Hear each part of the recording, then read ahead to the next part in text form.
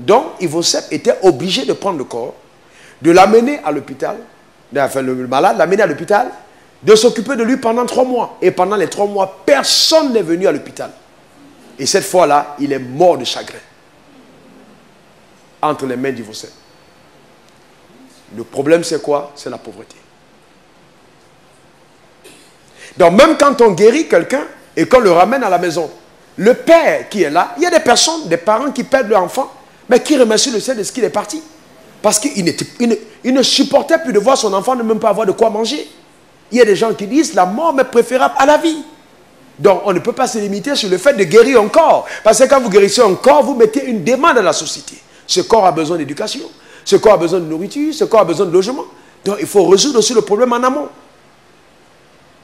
C'est un peu ce que j'essaye de faire. En enseignant.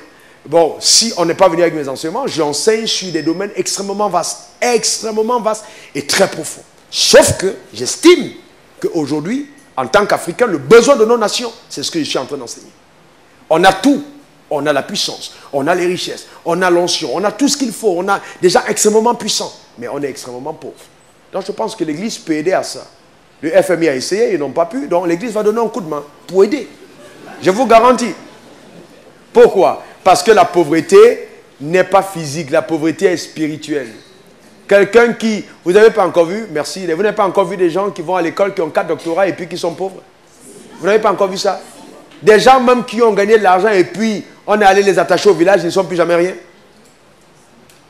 Au-delà des principes que je vous enseigne, il y a des lois. Si vous n'avez pas touché ces lois-là, quel que soit l'argent qu'on mettra dans votre main, ça va s'en aller. Parce qu'en Afrique, nous connaissons, il y a des réalités qui sont autres que ce que nos yeux peuvent voir. Donc il faut aider les gens à ça. Maintenant, j'ai des bons rapports avec des pasteurs. Ça commence à être très bon. Beaucoup d'entre eux viennent demander des conseils. Beaucoup d'entre eux s'engagent dans ce sillage, montent des affaires, montent des entreprises. Parce que je leur ai dit aussi, un pasteur qui est pauvre n'est pas libre. Vous n'allez pas dire aux gens la vérité si vous dépendez d'eux. Hein, mon frère? Regarde-moi ici, d'accord? Si tu dépends des gens, quelqu'un qui vient tous les mois, il te donne 500 000 pour payer ton loyer. Tu es sûr que tu peux lui dire la vérité? Non. Mais aujourd'hui, dans mon église, je suis heureux de ce que je suis le premier donateur. Il n'y a personne dans mon église qui donne autant que moi. Personne. Et j'en suis heureux. Je ne suis pas salarié de mon église. Je prends 100 000 francs pour des téléphones. Recharge téléphonique. Pourquoi? Parce que si je ne fais pas ça, les gens qui donnent à l'église ne seront pas bénis. Donc, honnêtement, je suis heureux de servir Dieu comme ça. Vous savez que si quelqu'un est avec vous parce qu'il reçoit l'argent à la fin du mois, vous ne saurez jamais s'il est avec vous de cœur. Au moins, en faisant ainsi, je montre à Dieu que je suis avec lui de cœur. J'aimerais justement savoir comment est-ce qu'on peut se libérer de l'emprise des pensées qui polluent notre esprit et qui nous rendent improductifs. Voilà. Par exemple, tu as vu les déclarations qu'on a faites tout à l'heure là, mon frère? Je me suis rendu compte que le vrai problème que beaucoup de personnes ont, c'est qu'elles ne croient pas en elles-mêmes. Et le fait qu'elles ne croient pas en elles-mêmes devient vraiment un handicap sérieux de leur propre réussite. Il y a des gens qui ne pensent pas un seul moment qu'elles sont capables de devenir de grandes personnes dans la vie. Quand vous voyez quelqu'un se lever le matin, pendant 5 ans, porter le même plateau d'arachides et se balader au plateau pour vendre des arachides, bien aimé, je vous garantis, quand je vois quelqu'un comme ça, j'ai mal au cœur. Parce que j'ai dit, cette personne ne croit pas en sa destinée. Les mêmes efforts que la personne fait, elle pouvait le faire dans un palier différent et avoir des résultats meilleurs. Je crois au faible commencement, mais on ne peut pas passer toute sa vie à être vendeur de bananes au bord de la route. Si on s'y plaît, c'est parce que notre âme se réjouit de ce seuil. Ou alors, on s'est laissé dire, dans tous les cas, voici le palier auquel Dieu m'a destiné. Non, Dieu ne fait acception de personne. Ceux qui ont réussi n'étaient pas différents. Il faut oser. Donc, en confessant, comme j'ai dit tout à l'heure, en déclarant, moi je l'ai fait, je suis arrivé dans ce pays, bien mon frère, je touchais 15 000 francs CFA par mois. À Living Water Ministries, 15 000 francs CFA par mois. Ma maison coûtait 90 000. La première voiture que j'ai eue, c'est une dame qui me l'a offerte, Madame Follet. Quand je roulais cette voiture, elle tombait en panne à tous les coins de rue. Mais j'étais heureux, je sortais fraîchement de la pauvreté. J'étais heureux de rouler une 504. J'étais heureux. Mais un jour, j'ai dit non. J'ai pris la voiture, je suis allé donner à la femme, j'ai dit merci beaucoup. Mais je ne crois pas que c'est ce que Dieu veut pour moi. J'ai dit, je préfère être piéton que d'avoir une voiture pareille. Vous me comprenez? Et donc, sérieusement, j'ai dit, j'ai rendu la voiture. Beaucoup de personnes n'auraient pas eu ce courage. Je l'ai remis. Et j'ai dit, j'attends la voiture que Dieu m'enverra. Et pour avoir la première voiture, je suis allé, comme on avait monté le restaurant, je n'avais pas de voiture, mais j'allais au restaurant. Ce qui s'est passé, c'est quoi? Je suis allé, on nous a taxé les impôts, près de 100 millions à payer en impôts pour le restaurant. C'était pour nous mettre à terre. C'était une opportunité de nous détruire. Et il y avait des gens derrière. Je suis allé voir la dame dans son bureau, une fois. Elle m'a chassé, 2 fois, elle m'a chassé, 3 fois, elle m'a chassé. J'ai dit bien chassé quand dans le bureau. Elle dit, monsieur, sortez de mon bureau, je ne veux pas vous voir ici. Comme je vous dis là, sortez de mon bureau, chassez comme ça. Aujourd'hui, c'est plus la même chose. Si je veux aller aux impôts, je peux souvent prendre mon téléphone et puis j'appelle. Mais il y a des saisons de la vie. Quand je suis entré la 4e fois, il y a un homme qui est entré après moi. Et puis l'homme a dit, ah, révérend. Et elle s'est arrêtée. Elle dit, quoi, c'est ton révérend? Le monsieur dit, oui, mais tu ne le connais pas. C'est ton révérend. Elle dit, ah, je comprends. Chaque fois que ce gars entre dans mon bureau, il amène une vive lumière qui entre avec lui. C'est pour ça que je ne veux pas qu'il vienne ici. Ah, donc cette lumière-là, c'est de Dieu alors. Et puis elle me dit, excusez-moi, asseyez-vous, je m'assois. Elle me dit, il y a quelqu'un qui me doit de l'argent. Si vous priez pour moi, c'est sûr que ça va se résoudre. Et puis j'ai commencé à rire. J'ai dit, donnez-moi votre main. Elle m'a donné sa main, j'ai prié. J'ai dit, donne-moi le nom de la personne. J'ai dit, je t'ordonne, viens remettre l'argent de cette dame. Le même soir, à 18 h, le monsieur l'a appelé. Le monsieur a payé son argent. Le même soir. Elle m'a appelé le lendemain. Elle me dit, monsieur pasteur, vous ne croyez pas ce qui est arrivé? J'ai dit, non, moi je crois. Je suis un homme de Dieu, je crois. Elle me dit, le monsieur a payé. Et elle m'a maintenant appelé. Et elle m'a dit, il y a une de mes amies qui a une maison hantée. Est-ce que tu peux prier pour que les esprits s'en vont? J'ai dit, mais ça c'est trop simple. On a payé mon billet. La première fois que je suis entré dans un avion en business class, c'est elle qui a payé le billet. On a payé mon billet pour m'envoyer en Europe. Business class, je suis monté dans l'avion, je ne savais même pas comment on a pu le siège. Je regardais mes voisins, je suis allé. J'ai dormi dans un hôtel 4 étoiles pour la première fois de ma vie, à partir de cette épreuve. Et puis la maison a été désenvoûtée. Juste par une prière et puis l'encens d'huile. Je suis revenu. Et elles m'ont appelé pour dire, va choisir ta voiture. Quelle voiture tu veux rouler? Mais comme depuis que j'avais remis ma 504, j'avais mis la photo d'une Mercedes dans mon bureau, que j'étais allé chercher à Mercedes en zone 4, j'ai dit, je connais déjà la voiture, c'est une Mercedes. On m'a demandé le montant. J'ai acheté cette voiture, ça faisait près de 26 millions. Ils ont payé la voiture. C'est comme ça que j'ai eu ma première vraie voiture à moi, la Mercedes. 26 millions de francs CFA. D'accord, que j'ai payé. Comme pour dire, la vie, c'est une question de résolution de l'âme. On va continuer l'enseignement et puis on va traiter de ça. Ça va? Mais je vous pose une question en dehors j'ai beaucoup de respect pour les initiateurs de cette plateforme. Je les aime beaucoup. J'aime le courage qu'ils ont.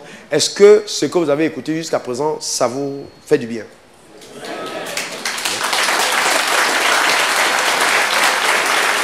Okay. Très bien. Ça veut dire que vous ne regrettez pas d'avoir payé 15 000 pour être là.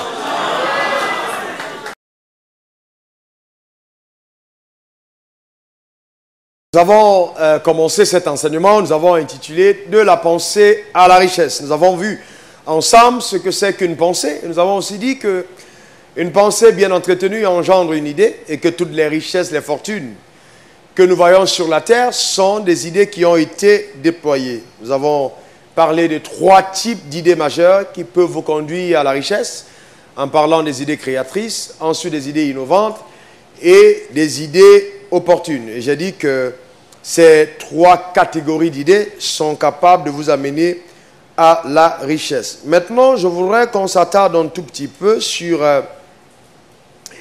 comment déployer son idée. Comment est-ce qu'on fait pour déployer son idée? Comment est-ce qu'on fait pour y arriver?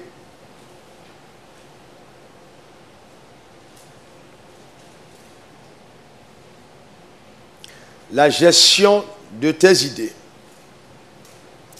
Nous avons vu qu'une idée est un trésor qu'il faut prendre très au sérieux, qu'il faut savoir protéger. Mais malheureusement, beaucoup de personnes ne savent pas bien gérer les bonnes idées qu'elles ont et c'est pourquoi elles ne créent pas dans leur vie, n'est-ce pas, l'attraction ou elles ne manifestent pas la création des richesses. Et la seule vraie façon d'amener une idée, n'est-ce pas, en manifestation ou de créer de la richesse par l'idée, c'est de passer à l'action. Passer à l'action. On ne peut pas déployer son idée sans agir. Donc l'action devra être la conséquence de toute bonne idée que nous avons. Passer à l'action. Et la raison pour laquelle beaucoup de personnes n'agissent pas, c'est premièrement parce qu'elles ont peur. Parce qu'elles ont peur. Il y a beaucoup de personnes qui ont reçu de très bonnes idées, mais ont été paralysées par la peur. Parce qu'aussi longtemps que vous avez peur, vous ne pouvez pas vous déployer dans la vie. La vie réussit aux personnes courageuses. Lève ta main droite et dis, je suis courageux. Je suis courageux. Je vais agir. Sur les idées que je reçois. Car je sais qu'en agissant, le ciel me sera favorable. Et la richesse se manifestera. Vous voyez, donc c'est très important d'être courageux. Vous voyez, c'est très important. Donc, et vous savez que toutes les personnes que vous allez voir dans la vie qui ont peur de réussir, ne vont jamais réussir.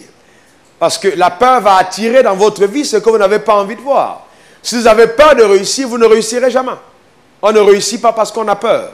On réussit parce qu'on croit qu'on va réussir. Donc le fondement de toute vraie réussite, c'est la foi. D'accord? Et vous pouvez avoir foi en Dieu sans avoir foi en vous. Il faut avoir foi en sa propre personne. Croire que nous aussi, nous allons réussir. C'est ce qui m'est arrivé. Vous savez, ce qui m'est arrivé, j'ai toujours cru que moi aussi, je pouvais réussir. La foi, pour moi, c'est vraiment le seul vrai antidote contre l'échec. Si vous n'avez pas envie d'échouer, il faut appliquer la foi. La foi va toujours vous propulser, en fait, dans les hauteurs. Car rien n'est impossible à celui qui croit. Si tu crois, ça marche. Le problème, c'est que beaucoup d'entre nous ne croyons pas en nous-mêmes. Avant même de penser à croire en Dieu, il faut croire en toi. D'accord? C'est important. Et donc, j'ai parlé de puiser notre inspiration de l'adversité. Laissez-moi vous lire une histoire que j'ai tirée dans la Bible. Écoutez l'histoire. La Bible dit qu'une femme, 2 Rois 4, verset 1 à 7, pour ceux qui prennent les références, d'entre les femmes des fils de prophètes cria à Élisée en disant, ton serviteur, mon mari, est mort. Et tu sais que ton serviteur craignait l'Éternel, alors le créancier est venu en prendre mes 2 enfants pour en faire ses esclaves. Élisée lui dit, que puis-je faire pour toi? Vous voyez il pose une demande claire. Que puis-je faire pour toi? Dis-moi, qu'as-tu à la maison? Elle répondit, ta servante n'a rien du tout, qu'un vase d'huile. Et il dit, va demander au dehors des vases chez tous tes voisins, et des vases vides, et n'en demande pas en petit nombre. Quand tu seras rentré, tu fermeras la porte sur toi et sur tes enfants. Tu verseras dans tous ces vases et tu mettras de côté ceux qui seront pleins.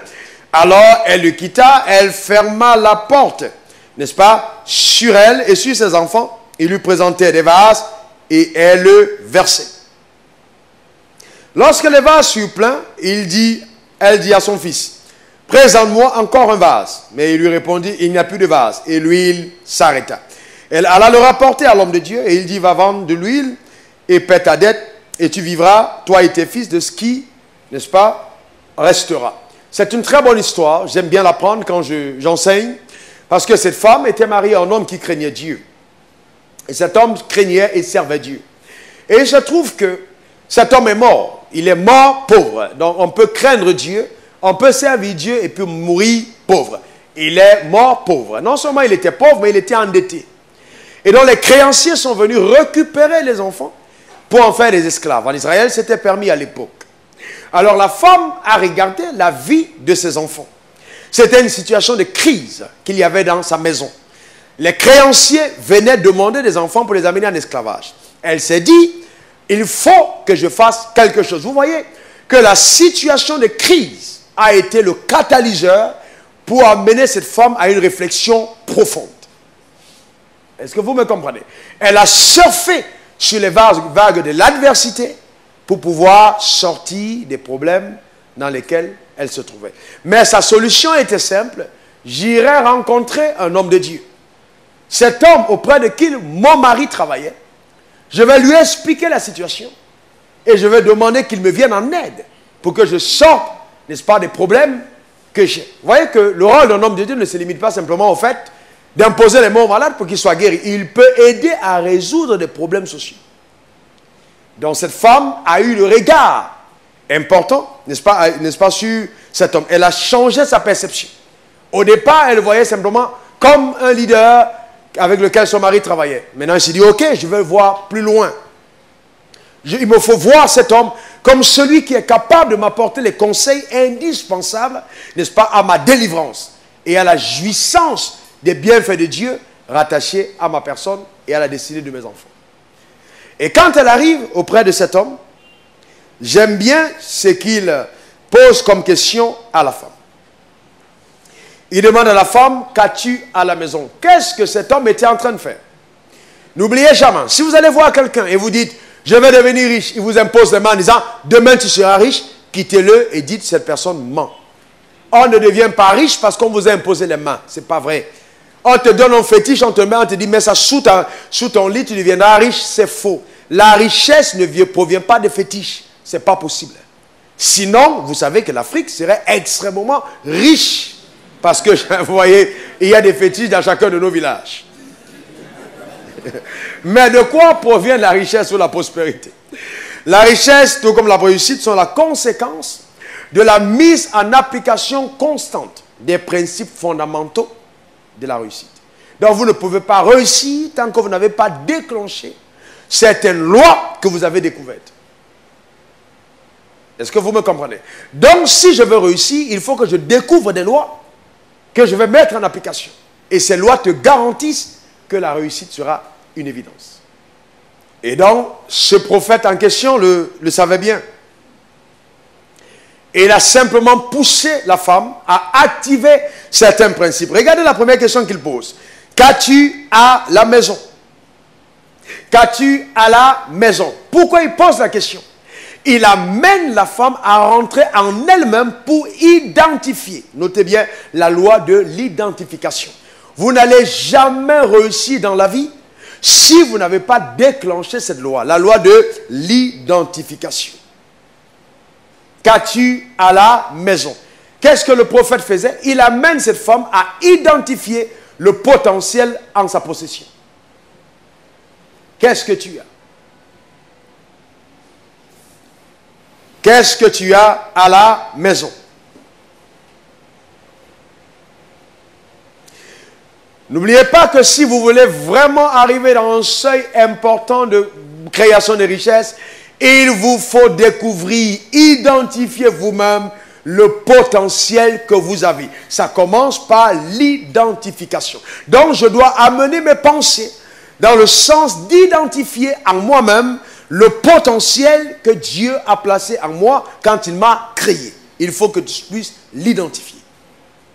Qu'as-tu à la maison? Vous voyez, beaucoup d'Africains, quand ils sont en crise, ils pensent que pour régler le problème de leur maison, il faut qu'ils aillent dans la maison d'autrui. Je vais aller en Chine, je vais aller aux États-Unis, je vais aller en Inde, je vais aller en France. Si simplement j'ai un visa, je vais sortir de la pauvreté. Bien aimé, je vais vous garantir que les mêmes lois que ces personnes mettent en application dans leur continent, si vous le mettez ici, je vous garantis que vous allez réussir. Beaucoup de personnes ont le capital pour réussir, mais le détruisent pour aller trouver un visa qu'ils achètent, trouver un billet d'avion pour partir et aller laver les assiettes en Europe. Non, non. Cet argent peut te servir à commencer une affaire qui va changer radicalement le cours de ta vie et améliorer, n'est-ce pas, la vie de ta société, de ta famille dans la société.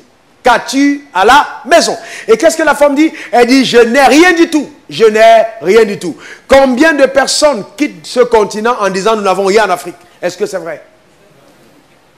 Vous voyez que si on vous amène à penser que vous n'avez rien, vous ne devenez rien. Pourquoi est-ce que dans le bas âge, quand vous allez à l'école, ceux qui ont fréquenté, vous vous rendez compte que dans nos livres, les livres que nous lisons, chaque fois qu'on fait allusion à un Africain, on parle d'un Africain qui était au village, qui avait une petite cabane, qui avait une petite boutique, qui roulait un petit vélo. Pourquoi est-ce que les Blancs nous donnent ces livres?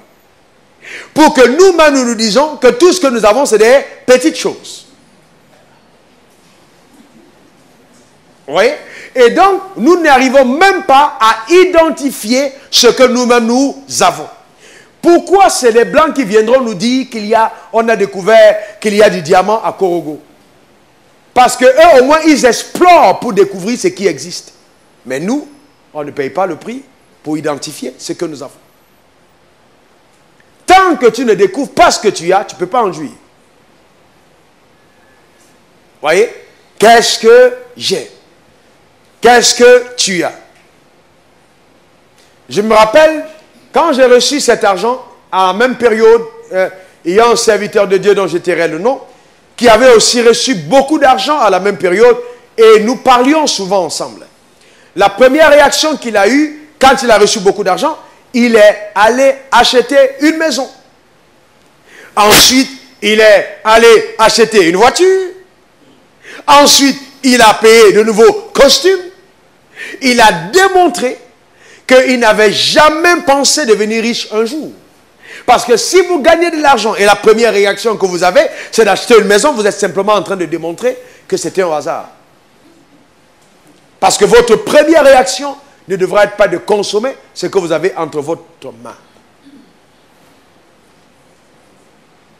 Je n'ai qu'un peu d'huile.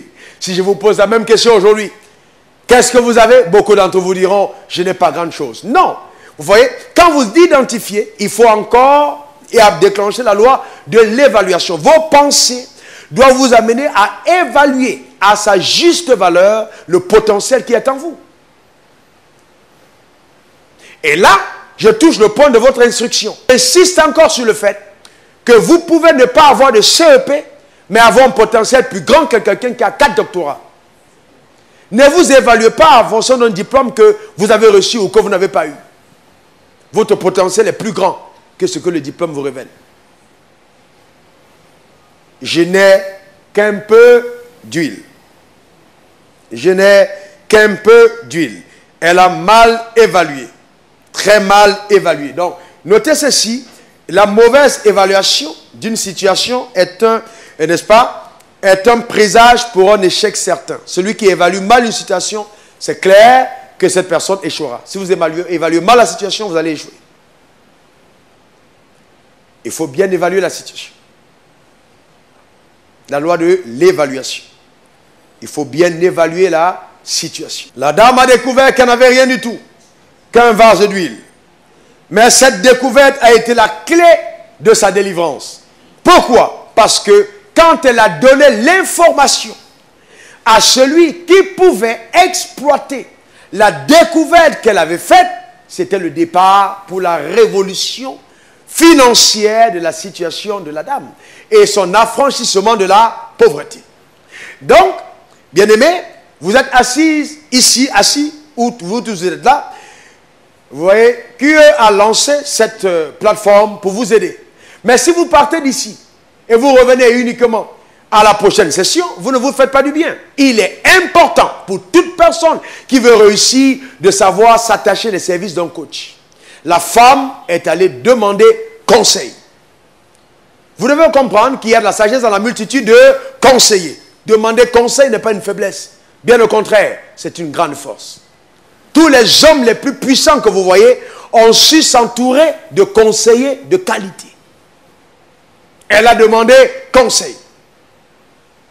D'accord? Donc, quand vous avez votre idée et que vous l'avez mise sur papier comme un plan d'action, ne vous arrêtez pas là. Allez voir des personnes qui vous ont précédé dans ce domaine ou même alors des personnes qui vous ont précédé dans le domaine des affaires et demandez conseil. Parlez à ces personnes.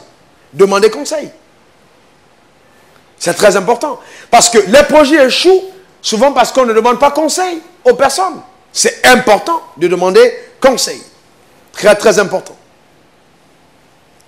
Oui. Donc, quand vous demandez conseil, vous activez la loi du coaching. Parce que celui qui va seul peut aller vite, mais ne va jamais loin. Si vous voulez aller loin, il faut apprendre à vous faire accompagner. C'est important d'avoir des personnes autour qui vous donnent des conseils. Et quand la dame a dit, je n'ai qu'un peu d'huile, qu'est-ce qu'il va faire? Il dit à la dame, va donc et puis demande à tes voisins, demande à tes voisines des vases vides. Vous vous rappelez des idées opportunes? qu'on a vu, on a situé en 3 catégories. Qu'est-ce qu'il était en train de dire? Va autour et récupère les idées que les autres ont eues et déploie ton potentiel sur les idées existantes. Va prendre des vases vides chez tes voisins et chez tes voisines. D'accord? Même si tu n'as pas d'idée, emprunte simplement ce que tu as vu marcher autour de toi.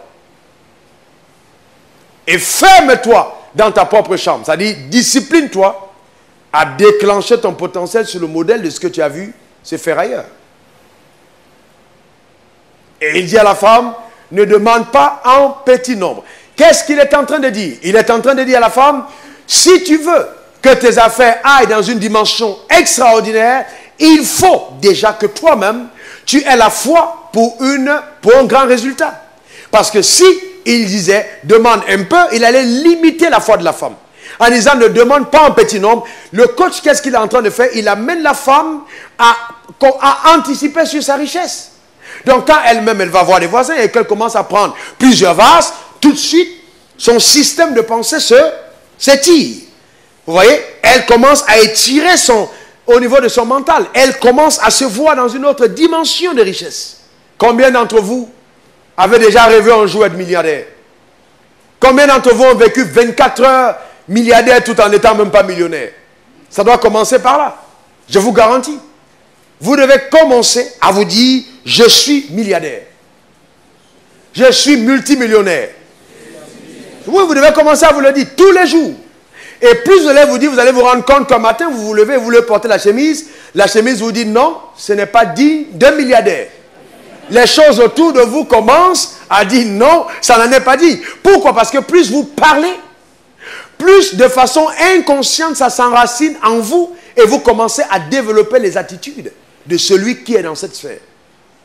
C'est pour ça qu'il dit à la femme, ne demande pas en petit nombre. Demande en grand nombre. On s'arrête là au moment. Quelle vision tu as de toi? Elle est grande ou petite? J'ai demandé tout à l'heure à chacun d'entre vous. Certains, pour toi, c'est quoi de riche? Aujourd'hui, qu'est-ce que tu veux atteindre exactement comme cible? Jusqu'où tu veux aller? Et vous voyez, j'ai demandé à un monsieur qui est venu dans mon église, qui était dans un quartier de la République, peut-être d'entre vous, vous êtes dans ce quartier, je ne veux pas le citer, mais c'est un quartier précaire. Et il m'a dit qu'il sortait de ce quartier. Je lui ai dit, ok, comme tu es venu à mes côtés déménage, je viens aux 2 plateaux. Il semblait être choqué. Je lui ai dit, déménage, sors de cet environnement, viens aux 2 plateaux. Pourquoi je lui ai dit ça? Parce que je savais qu'aussi longtemps qu'il restait dans son quartier et touchait 800 000, il était vu lui-même par tous ses voisins comme étant le gars le plus riche. Et ses efforts ne pouvaient pas être assez.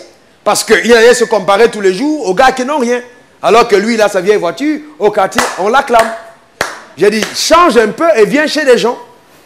Chez qui, quand tu vas habiter à côté d'eux, tu ne ressembles à rien. Pourquoi? Parce que je voulais l'amener dans une autre dimension de rêve. Heureusement, il a accepté. Il a déménagé. Il est venu prendre un petit studio, enfin, un truc de 2 pièces, ok, avec sa famille. J'ai dit, ok, c'est une très bonne chose. Continue d'écouter les enseignements. Et il a écouté. Un jour, j'étais en train de parler, j'ai dit, il y a quelqu'un ici qui va acheter l'entreprise qui appartient à son maître, qui appartient à son patron. Si tu le crois, continue simplement de déclarer que cette entreprise te reviendra. Pour raccourcir les choses, aujourd'hui, il a racheté l'entreprise qui appartenait à des Français. Dans un espace de 4 ans. Il en est le propriétaire. Vous voyez? Mais ça vient de quoi? Ça vient du fait qu'il y a quelqu'un à côté qui te propulse, qui t'encourage à voir au-delà de ce que tes yeux, n'est-ce pas, personnels, peuvent voir. D'accord? Est-ce que vous êtes avec moi? Quand il dit à la femme, enferme-toi dans ta chambre, ferme la porte sur toi et verse l'huile ici dans ces vases, il déclenche, je vous garantis, la loi de la discipline. La discipline est le seul chemin en or qui vous conduira de façon irréfutable à une richesse garantie. Si vous n'êtes pas discipliné, je vous garantis que vous n'aurez jamais accès à la richesse. Il faut la discipline. Il faut la discipline. Qu'est-ce que c'est la discipline? L'ensemble des choses que tu dois faire. La discipline, c'est l'ensemble des choses que tu dois faire et non l'ensemble des choses que tu veux faire. Combien d'entre vous, chaque jour, vous faites ce que vous devez faire et non ce que vous voulez faire? D'autres ont déjà des rendez-vous pour la boîte ce soir. La discipline va t'amener à annuler la boîte. Est-ce que c'est productif pour toi? Qu'est-ce que ça apporte à ta vie de sortir ce soir pour aller rester 3-4 heures de temps demain et puis passer toute la journée à dormir? Vous voyez, la discipline. Il y a certaines amitiés que vous devez cisailler. Des personnes avec lesquelles vous ne devez plus être.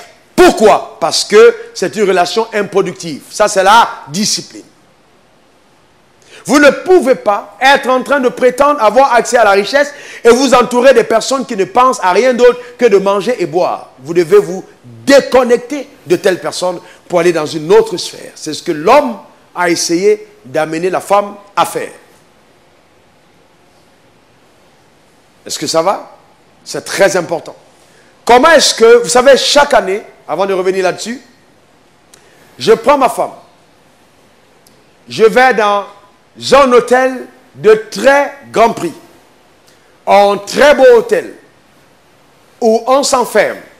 Au moins, on vit dans cet hôtel au moins 7 jours. Avant de revenir, continuer la vie d'un nouveau cycle de 365 jours. Pourquoi?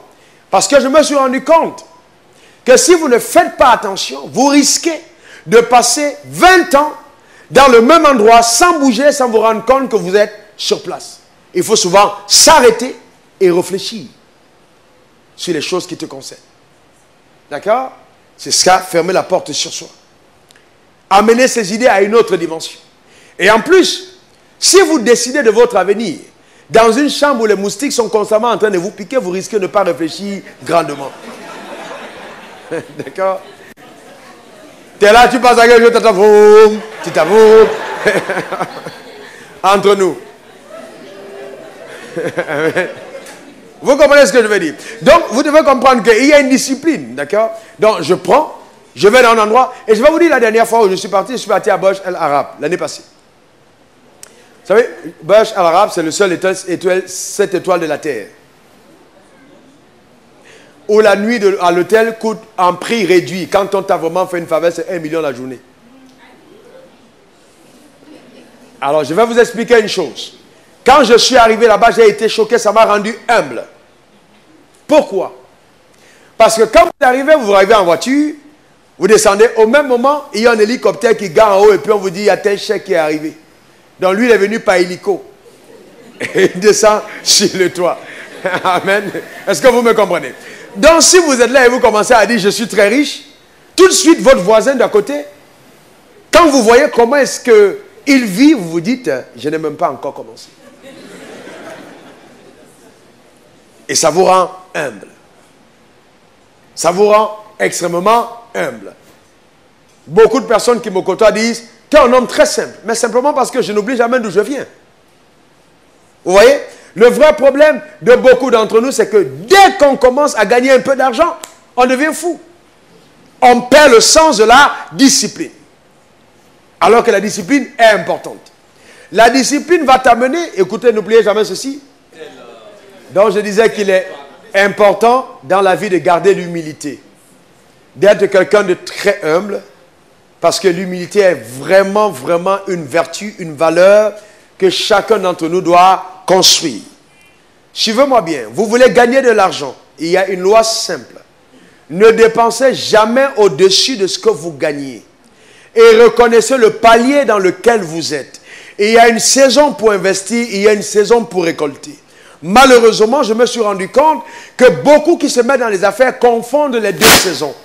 Vous ne pouvez pas, avec des revenus mensuels ou par semaine de $1000 ou de 500 000 francs CFA, commencer à avoir une maison qui coûte 1 million par mois. Vous n'allez jamais devenir riche.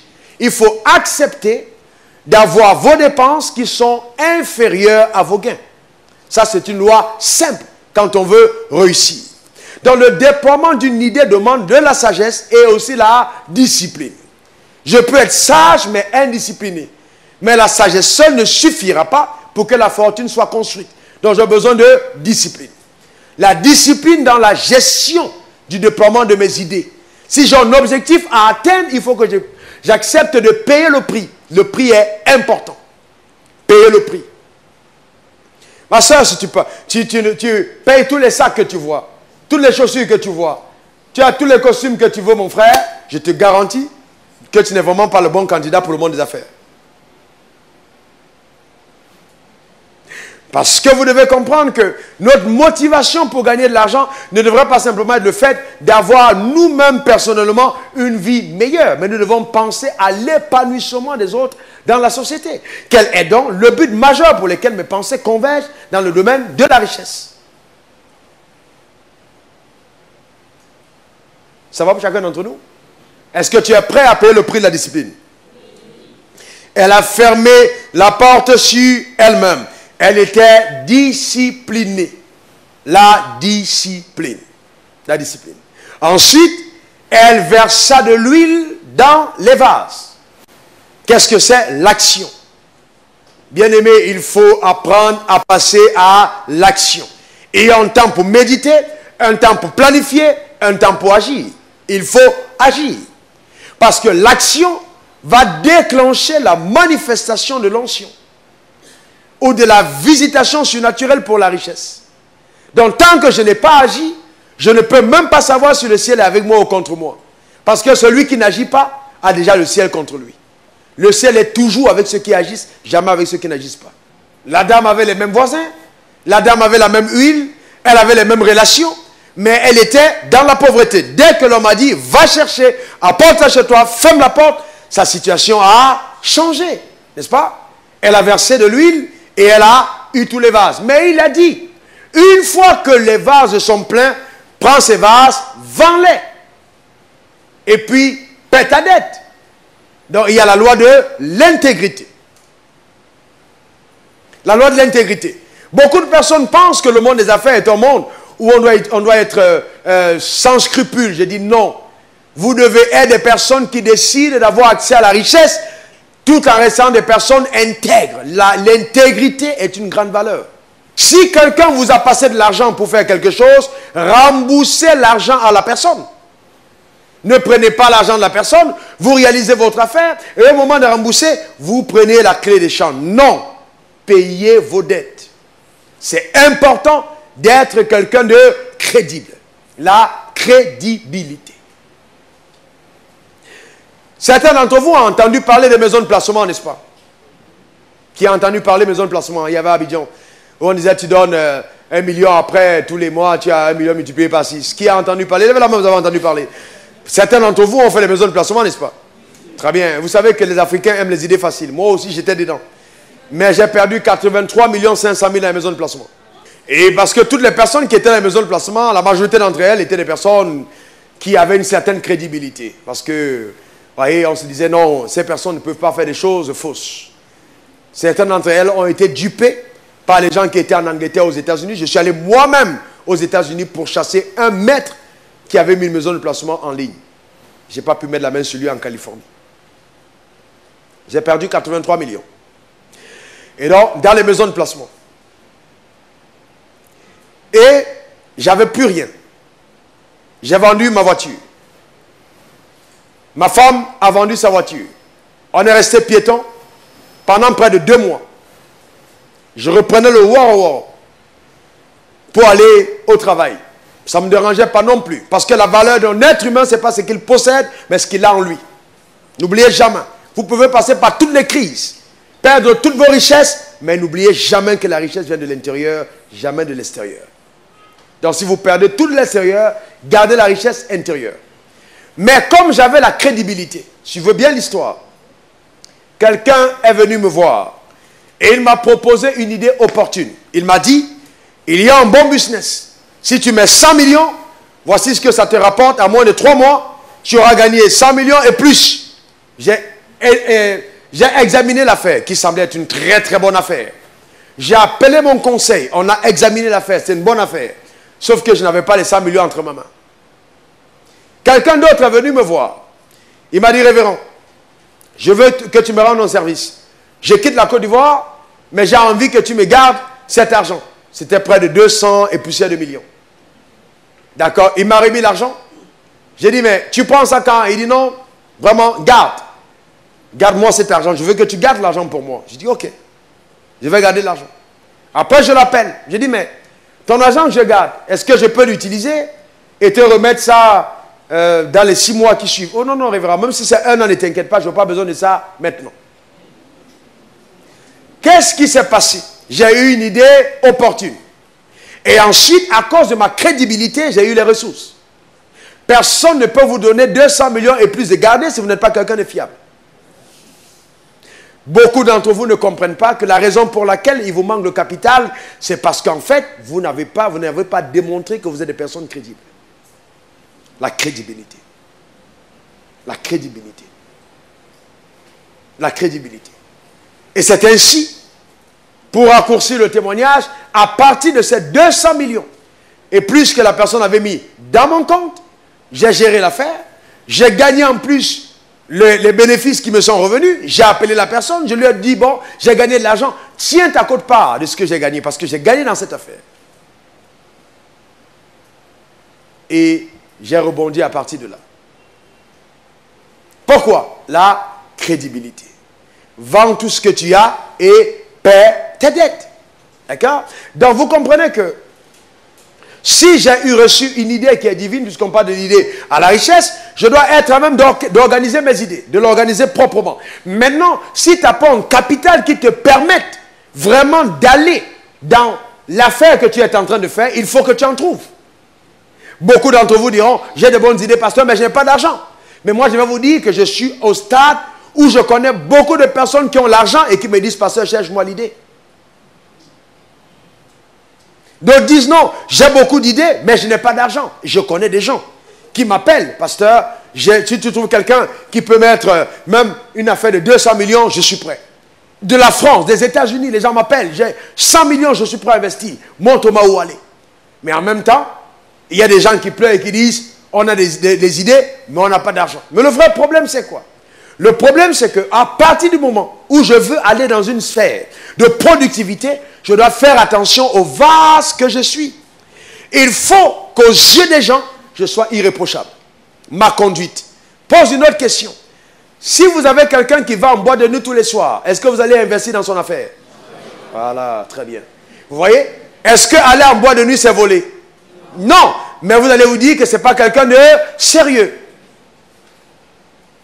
Si vous connaissez quelqu'un comme étant un coureur, qui cherche toutes les femmes qu'il voit, vous allez aller en affaire avec lui?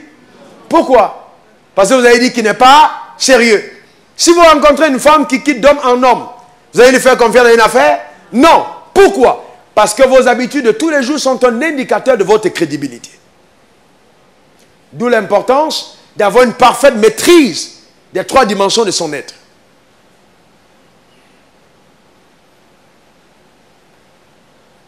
Ça parle à vos cœurs? Vous comprenez ce que je suis en train de dire?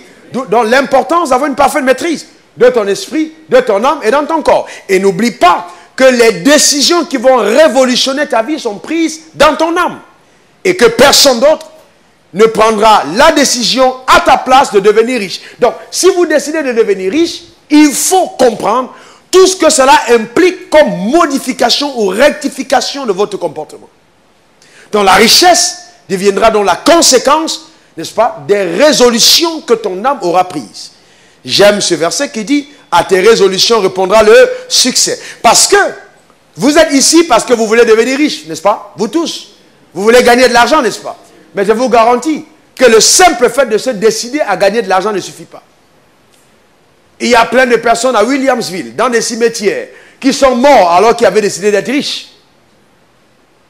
La décision va fixer le but, mais ne l'atteindra jamais. Il y a une seule chose qui t'amènera à atteindre le but, c'est la détermination. La décision fixe le but, mais la détermination l'atteint. Il faut que dans ton âme, tu sois une personne déterminée. Déterminée. Oui? Donc, ayant compris que je dois évaluer, identifier le potentiel que j'ai dans mes pensées, évaluer la situation, me déployer dans ma foi, croyant que le ciel est avec moi et que je vais réussir, d'accord, passant à l'action, il est quand même important pour chacun d'entre vous de comprendre, de vraiment comprendre que toutes ces choses ne marcheront que si je suis déterminé. C'est-à-dire, quel que soit ce qui arrive, je ne mourrai pas pauvre. En l'an 2000, 2001, 2002, tous ceux qui me connaissent, sur 10 messages que je prêchais, je disais aux gens, si je meurs pauvre, ne m'enterrez parce que je ne suis pas encore mort. Les gens pensaient que je mentais, mais j'étais déterminé. Est-ce que vous me comprenez? Je dis bien déterminé. Et j'ai gardé cette détermination jusqu'à aujourd'hui. Je dors rarement avant 2 heures du matin. Rarement. Pourquoi? Parce que je suis déterminé à atteindre un objectif. Certains d'entre vous, vous êtes là, mais il faut aller plus loin. Il faut être déterminé. Il faut être déterminé. La détermination va te donner une énergie qu'un être normal n'a pas. La détermination va créer une attraction d'une faveur incroyable sur le chemin de ta destinée. La détermination va ouvrir tes yeux et va te permettre d'identifier des choses que personne d'autre autour de toi n'a vues. La détermination. D'accord? C'est important. Nous sommes nombreux ici, environ 300 et poussières de personnes présentes là. Je vous garantis que certains d'entre vous allez lâcher le bateau en chemin. Dès que vous allez commencer à avoir 5 millions par mois, c'est fini. Votre rêve va s'arrêter. Mais je veux vous amener à la dimension où, quand on parlera de la Côte d'Ivoire, on citera votre nom. Où les gens peuvent quitter de tous les contrées pour venir demander, mais comment est-ce que cette femme a fait? Parce que tu as simplement été déterminé dans ton âme d'émerger, d'être au-dessus du lot. De ne pas mourir comme une personne anonyme. De laisser un impact dans ta génération. De vivre pour créer de l'influence. Pour générer de la richesse et créer des emplois. Te disant, c'est possible. Je dis bien encore, c'est possible. Je dis encore, c'est possible. Et encore, c'est possible. C'est clair. Tu vas y arriver. Est-ce que vous me comprenez? Bien-aimé, si moi qui suis en face de vous, je suis arrivé au palier où je suis, c'est que tout le monde peut y arriver. Je dis bien tout le monde. Ni mon père ni ma mère ne me sont venus en aide. Moi, mon propre père spirituel m'a donné 100 $, 50 000 pour venir en Côte d'Ivoire. Je vous garantis que si malgré ça, je suis là, ça veut simplement dire que tout le monde peut réussir. Est-ce que vous êtes avec moi? Tout le monde. Mais c'est la détermination. La détermination. Un jour, dans la quête d'idées, comme je suis en train de vous dire, pour la capter, je suis allé m'enfermer 7 jours et 7 nuits. Et j'ai dit, Dieu, si tu existes, je sais que tu existes, je ne sors pas d'ici sans que tu ne me dises ce qu'il faut faire.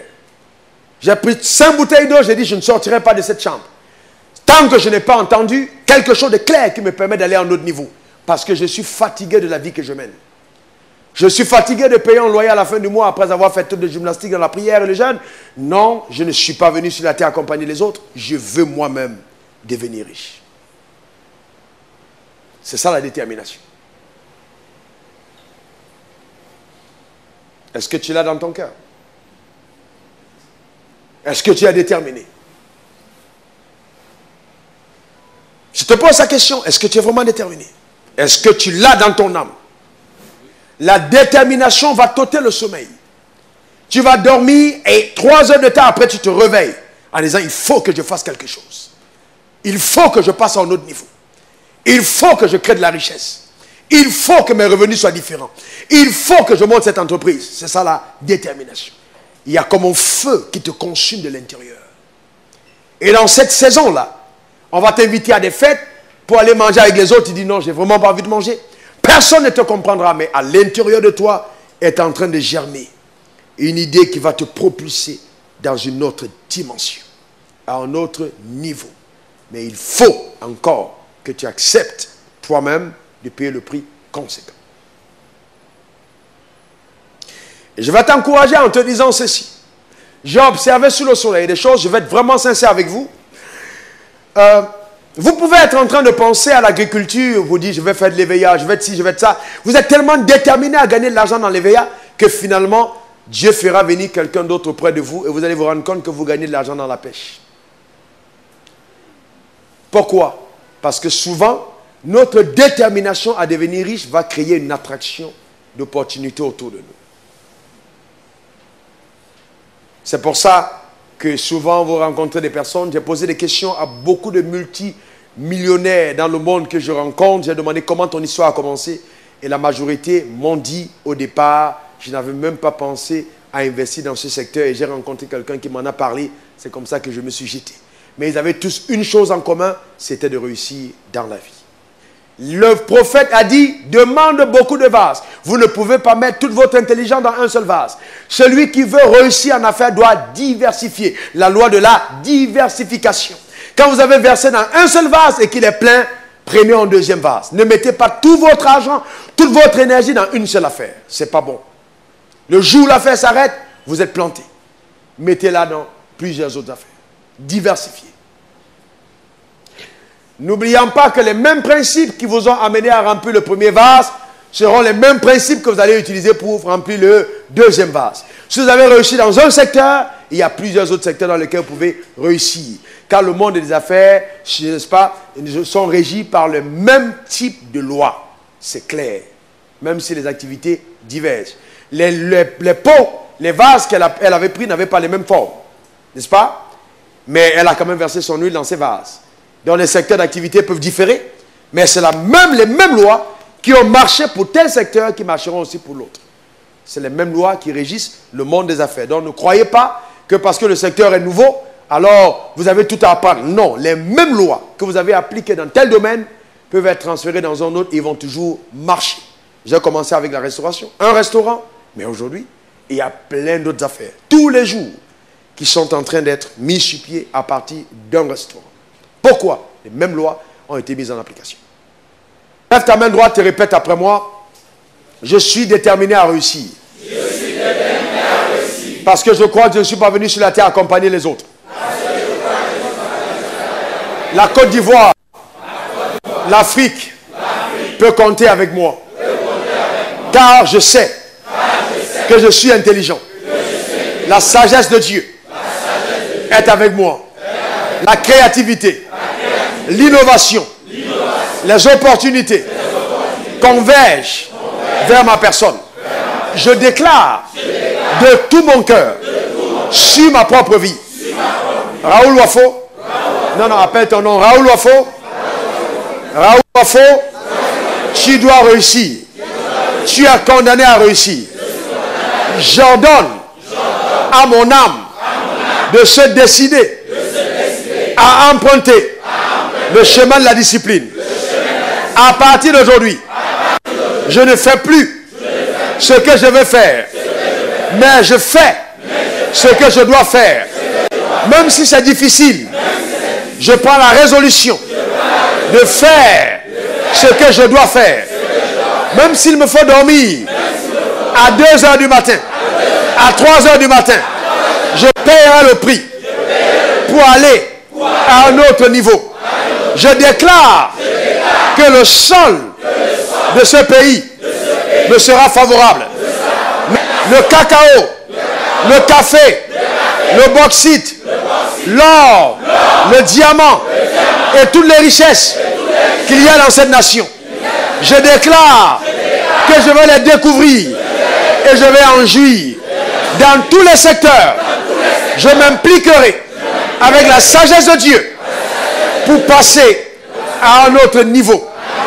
Oui, je suis la bienvenue dans le cercle restreint des milliardaires de ma génération. Je le suis, je le crois, je le déclare et je l'établis par mes paroles. Amen. Ça va? Ok. Amen. Alors, maintenant, dis à ton voisin, regarde-moi bien. Dans ce pays, tu entendras parler de moi. Je mettrai en pratique ce que j'ai appris. Et je réussirai. Tu penses que si c'est arrivé chez eux, c'est pas à plus forte raison. Tu as écouté mes enseignements. Non. Non. Dis que tu es condamné à réussir. Voilà. Ça c'est clair. Tu dois réussir. Question. Et encore Berdé, j'ai 4 questions, je ne sais pas si je dois les poser en même temps. Tiens, allons-y, vas-y. Peut-être les 4 questions vont aider les autres. Allons-y. D'accord. Bon, la première question, c'est une question un peu indélicate. Je pense que le premier intervenant, Doucouré Stéphane, avait abordé cela. Oui. Concernant la chasteté. Oui. Est-ce qu'aujourd'hui, sur le chemin de la réussite, quelqu'un, et je pense que vous l'avez abordé également, oui, quelqu'un qui court, un homme qui court toutes les femmes, une femme qui court tous les hommes, ou bien quelqu'un qui ne reste pas tranquille, ou bien qui est toujours dans la boisson, est-ce que ces principes de réussite-là peuvent s'appliquer à lui? Ben, les principes, on n'a pas eu de discipline. Celui qui le fait, il est en train d'enfreindre un principe fondamental. La loi de la discipline. Quelqu'un d'indiscipliné ne peut pas réussir. Je crois qu'on a certainement dit la même chose. Hein. Je ne l'ai pas écouté. Mais je sens que... Effectivement. Voilà, que ça doit être ça, oui. Ok. La deuxième question, c'est concernant le coaching. Oui. Est-ce que vous avez été coaché? Est-ce que des personnes vous ont suivi dans ce processus-là? Alors, j'avoue que mon cas était un peu singulier parce que j'étais dans un environnement où on n'acceptait même pas déjà que les hommes de Dieu fassent des affaires. Effectivement. Donc, mes propres pères disaient que ce n'était pas bien qu'un homme de Dieu fasse des affaires. C'est dans cet environnement que j'ai grandi. Okay. Donc, j'ai dû me connecter de loin à certaines autres personnes qui étaient des serviteurs de Dieu et qui avaient des affaires qui marchaient. Donc, c'est comme ça que, connecté à distance, regardant comment est-ce que les autres font dans d'autres nations, je me suis dit, c'est possible parce qu'à l'intérieur de moi, intuitivement, il y avait une voix qui me disait, c'est ce que tu dois faire. Okay. Donc, j'ai suivi cette voix intérieure. Maintenant, on n'a pas tous les mêmes histoires. On n'a pas tous la même, comment dirais-je, on n'a pas tous les mêmes histoires.